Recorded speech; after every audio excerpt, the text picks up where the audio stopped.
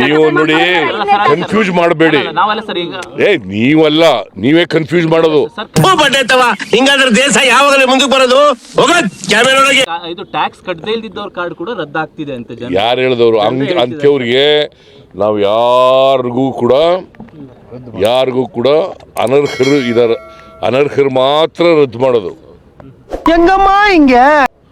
ಅರ್ಹರು ಇದಾರಲ್ಲ ಅವ್ರು ಯಾರಿಗೂ ತಪ್ಪಿಸಲ್ಲ. ಒಟ್ಟಾರೆ ಬಡವ್ರಿಗೆ ಕೊಡಬೇಕು ಅಲ್ವಾ?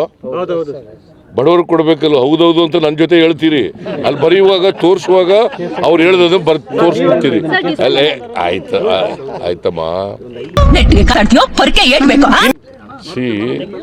ನಾವು ಬಡವರಿಗೆ ಸಹಾಯ ಮಾಡಬೇಕು ಅಂತ ಕೊಡ್ತಾ ಇರ್ತೀವಿ. ಅನ್ನಭಾಗ್ಯ ಕೊಡ್ತಾ ಇರೋದು ಯಾರ್ರಿ ಅನ್ನಭಾಗ್ಯ ಕೊಟ್ಟವರು? ಇವೆಲ್ಲ ಮಾಮೂಲು. ಕಂಟ್ರೋಲ್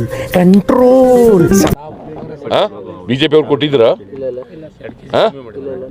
ಯಾವಲ್ಲ ಅವರು ಬಿಜೆಪಿ ಅವ್ರು ಕೊಟ್ಟಿದ್ರ ಅನ್ನಭಾಗ್ಯ? ಬೇರೆ JDS-ನವ್ರು ಮಾಡಿದ್ರ? ನಾನ್ ಮಾಡಿದ್ದು, ಸಿದ್ದರಾಮಯ್ಯ ಮಾಡಿದ್ದು ಮುಖ್ಯಮಂತ್ರಿ ಆಗಿರುವಾಗ. ಅದೆಲ್ಲ ಸುಳ್ಳು ಮೇಡಮ್. 2013-18 ನಾನು 17ರಲ್ಲಿ ಫ್ರೀಯಾಗಿ ಅಕ್ಕಿ ಕೊಡೋದು, ₹1 ಅಕ್ಕಿ ಕೊಡ್ತಿದ್ದೆ. ಆಮೇಲೆ ಫ್ರೀಯಾಗಿ ಕೊಡೋದು ಮಾಡಿದೆ. ಇದನ್ನ ಮಾಡಿದ್ರ ಬಿಜೆಪಿ ಅವ್ರು ಮಾಡಿದ್ರ? ಈಗ ಮಾತಾಡ್ತಾರೆ ಅಷ್ಟೇ. ಯಾವ ರಾಜ್ಯದಲ್ಲಿ ಮಾಡಿದರು ಬಿಜೆಪಿ ಅಧಿಕಾರದಲ್ಲಿರ್ತಕ್ಕಂಥ ರಾಜ್ಯಗಳಲ್ಲಿ? ಹಿಂದೆ ಯಾವ ರಾಜ್ಯದಲ್ಲಿ ಮಾಡಿದ್ರು?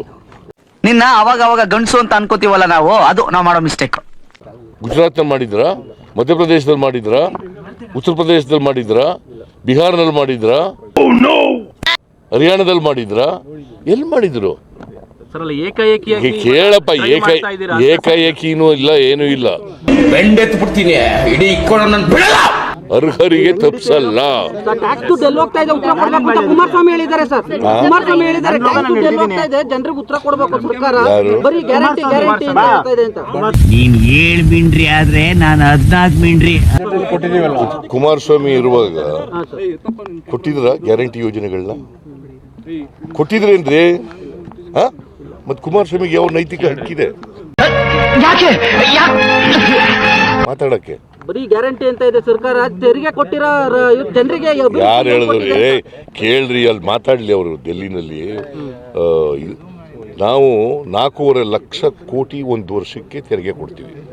ಇದನ್ನ ನಂಬಿಕೊಂಡು ಹೋದ್ರೆ ಅಷ್ಟೇ ಈ ಗಿರಾಕಿಗಳ ಪೊಟ್ಟು. ಎಷ್ಟು? 4.5 ಲಕ್ಷ ಕೋಟಿ. ನಮ್ಗೆ ವಾಪಸ್ ಬರೋದೆಷ್ಟು? 59,000 60,000 ಕೋಟಿ. ಅರ್ಥ ಆಯ್ತಾ?